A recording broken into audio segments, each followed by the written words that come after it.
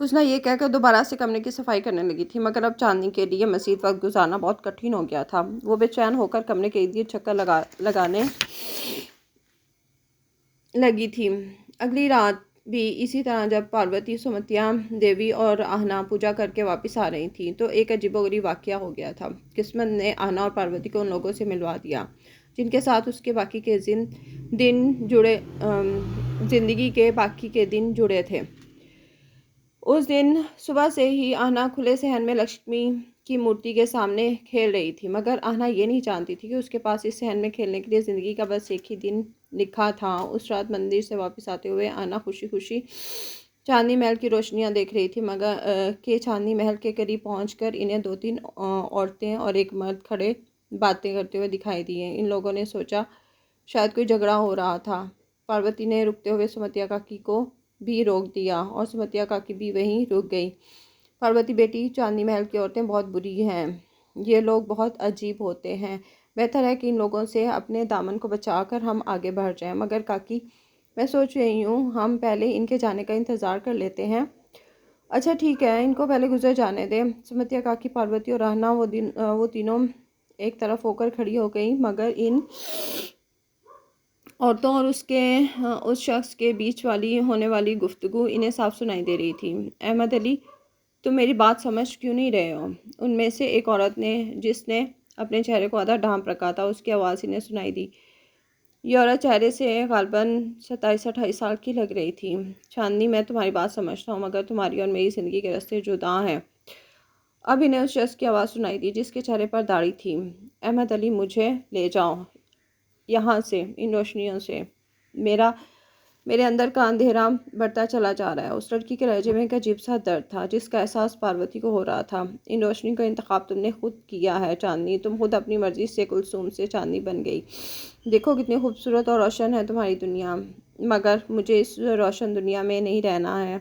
मुझे तुम्हारे साथ रहना है। मत ले जाओ मुझे यहाँ से, खुदा के लिए ले जाओ मुझे यहाँ से। अब यह मुमकिन नहीं चांदनी। उस शख्स के लहजे में कुछ सख्ती थी, मगर लड़की की आंखों में आंसू भरे हुए थे। क्यों मुमकिन नहीं? क्योंकि मेरे घर में मेरी बूढ़ी माँ है जिसकी देखभाल मुझे करनी है। और फिर तुम तो जानती हो कि कितनी दीवानी है तुम्हारी यह दुनिया। तुम्हें आखिर मेरी क्या ज़रूरत है चांदनी? अगर मैं तुम्हें अपने घर ले भी जाऊँ तो ये लोग मुझे और मेरी माँ को सुकून से जीने नहीं देंगे। वो आदमी जो चेहरे पर दाढ़ी सजाया था, उसके चेहरे पर पार्वती को एक अजीब सा सुकून सा महसूस हुआ था। एक ऐसा सुकून जिसकी तलाश उसे न जाने कब से थी। फिर क्यों जान जलाते हो मेरी हर रोज़ इस रास्ते से गुजर कर? अब उस लड़की के आंसुओं में नाराज़गी भी शामिल हो गई थी। पार्वती को ऐसा लग रहा था उस लड़की के आंसुओं का उस शख्स पर कोई असर ना हो रहा था। यहाँ से एक माह गुजरना मेरी मजबूरी है चांदनी। और फिर मैं ये नहीं जानता कि ये तुम्हारा ठिकाना है। ये रमज़ान का महीना है चांदनी, मुझे तस्बीह नमाज पढ़ानी होती है। मदरसातुल अरूज इसी रास्ते से गुजर कर आता है, मेरी वहाँ ड्यूटी है। जब रमज़ान का महीना गुजर जाएगा तो मैं इस रास्ते से नहीं गुजरा करूँगा। कौन सा कुरान और कौन सी नमाज पढ़ते हो तुम अहमद? अगर किसी भटके हुए को रास्ता नहीं दिखा सकते, तुम अपनी मर्ज़ी से रास्ते से भटकी हो कुलसूम। तुम्हें अपनी खूबसूरती पर बड़ा मान था। ये हुस्न और जवानी तो चंद रोज़ की मेहमान है चांदनी। देखो चौक दर चौक लोग हिंदू मुसलमान हो रहे हैं। तुम कैसी औरत हो जो ना तो मुसलमान रही हो ना ही काफिर? कौन सा दीन, कौन सा मज़हब है तुम्हारा चांदनी? तुम्हारा ज़रा बताओ मुझे। लेकिन तुम क्यों इतना सोच रही हो? देखो ना, जो रास्ता तुमने अपनाया उस रास्ते पर तुम कितना आगे निकल गई हो। मुझे तो शर्म आती है इस बात पर कि कभी तुम हमारे ख़ानदान का हिस्सा भी थी चांदनी। अब ये तुम्हारे लिए बेहतर यही होगा कि तुम हमारे ख़ानदान का और हमारा पीछा छोड़ दो। तुम्हें कुछ हासिल नहीं होगा। अब वो औरत उस शख्स के पाँव में बैठ गई थी। मुझे मार डालो, कत्ल कर दो अहमद, मुझे मैं उफ तक ना कहूँगी। तुम्हें मारकर मैं अपने हाथ खून से नहीं रंगना चाहता चांदनी। जब तुम मरोगी तो अल्लाह की मर्ज़ी से मरोगी। वो आदमी जिसका नाम औरत अहमद ले रही थी अब अपनी साइकिल पकड़े आगे बढ़ गया, मगर वो औरत अभी भी ज़मीन पर बैठे मुसलसल आंसू बहा रही थी। थोड़ी देर बाद पार्वती, आना और सुमतिया भी आगे बढ़ गई थी। घर आकर पार्वती कुछ गुमसुम सी रही थी। आना तो आते ही चारपाई पर लेट गई थी, मगर रास्ते में मिलने वाले शख्स के बारे में पार्वती न जाने कब तक सोचती रही थी। वो शख्स न जाने कौन था, उस शख्स का उस औरत के साथ क्या रिश्ता था। वो शख्स जो भी था, मगर उस शख्स में कुछ तो ख़ास बात थी। चेहरे पर दाढ़ी सजाए वो शख्स न जाने कौन से जान की बातें कर रहा था। अल्लाह, नमाज, कुरान, शायद ये सब मुसलमानों की बातें होती हैं। चारपाई पर लेटी हुई वो सहन में उगे हुए दरख्त को देख रही थी। फिर उसकी नज़रें सहन के बीच लगे हुए तुलसी के पौधे की जानिब चली गई थी, जिसकी शायद बचपन से ही वो पूजा कर रही थी। न जाने कौन सी बेचैनी उसके अंदर मौजूद थी जो उसे सोने नहीं दे रही थी। वो चारपाई से उठकर खड़ी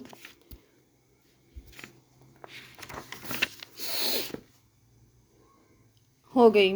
उसने रामदीन को सोते हुए देखा, फिर उसकी नज़रें आना पर जा पड़ी। पार्वती को समझ नहीं आ रहा था वो क्या कर रही थी। वो सहन में टहलने लगी थी। उस शख्स का चेहरा उसकी नज़रों के सामने बार बार आ रहा था।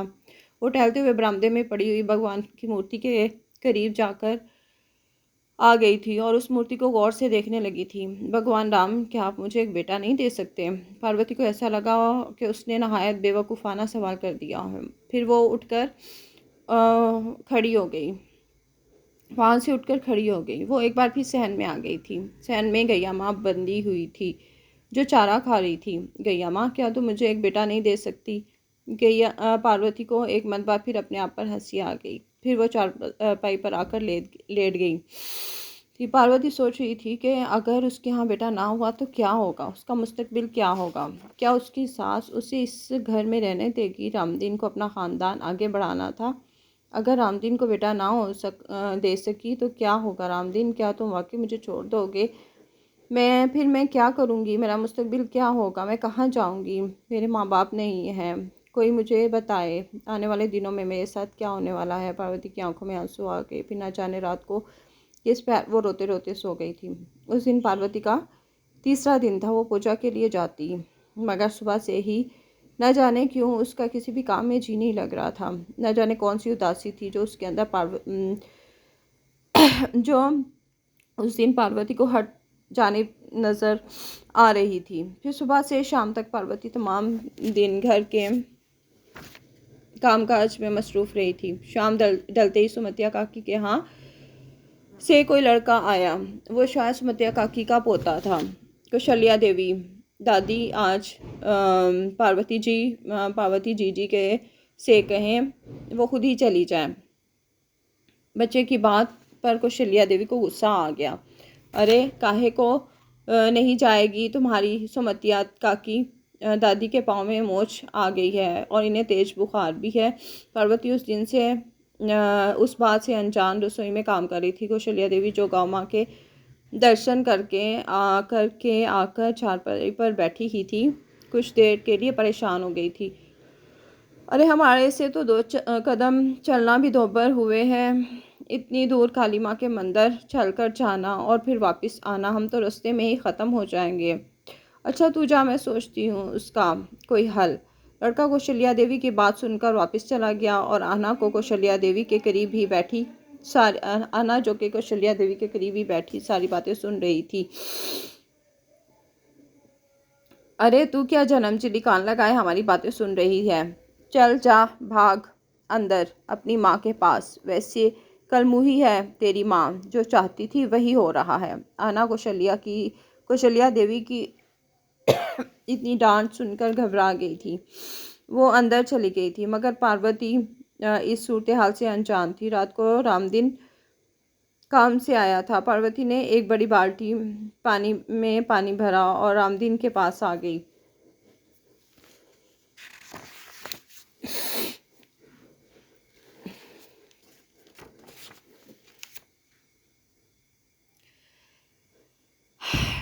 रामदीन चारपाई पर बैठ गया था। रामदीन ने अपने दोनों पांव बाल्टी में डाल दिए थे। पार्वती ने अपने हाथों से रामदीन के पांव धोए और फिर रामदीन ने अपने पांव उठाकर चारपाई पर रख दिए थे। पार्वती ने पानी की बाल्टी उठाई और पानी को खुरे में तक ले गई और पानी को खुरे में बहा दिया और दोबारा रामदीन के पास आ गई थी और रामदीन के पांव दबाने लगी। रामदीन ने पार्वती का हाथ पकड़कर उसे अपने हाथ में ले लिया। पार्वती, पूजा कैसी जा रही है? रामदीन ने पार्वती से पूजा के बारे में पूछा। ठीक, पार्वती ने बुझे हुए लहजे में जवाब दिया। कोई परेशानी तो नहीं है? नहीं रामदीन, कोई चिंता की बात नहीं, भोजन तैयार है। राम तो तू खाना खा ले। अच्छा ठीक है पार्वती, हम भोजन खा लेते हैं, बड़े ज़ोर की भूख लगी है। पार्वती उठकर खुरे के पास आ गई। रामदीन भी पीछे पार्वती की था पीछे था। पार्वती ने एक कटोरी में पानी भरकर रामदीन के हाथ धुलवाए और फिर वो दोनों ही चारपाई में आ गए, रसोई में आ गए थे। वो ज़मीन पर भोजन करने के लिए बैठ गए थे। पार्वती, आना बिटिया कहाँ है? वो भोजन करने क्यों नहीं बैठी इधर? राम जी, आना बिटिया सो गई है, उसने भोजन कर लिया है। रामदीन और पार्वती दोनों खाना खाने लगे थे। खाने के दौरान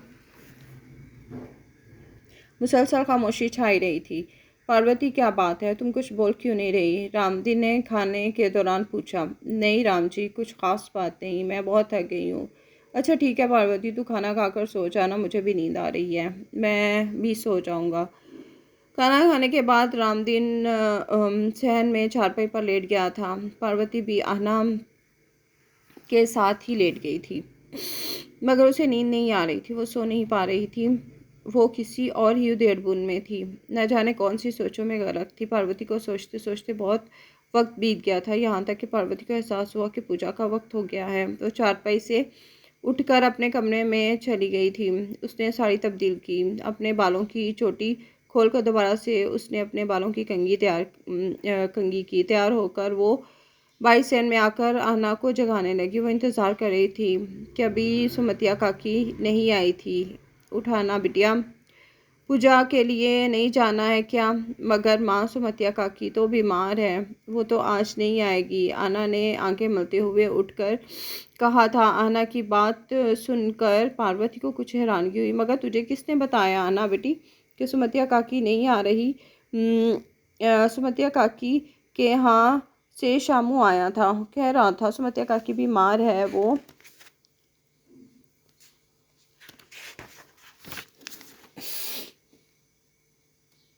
आज नहीं आ रही। वो कैसे कह रहा था?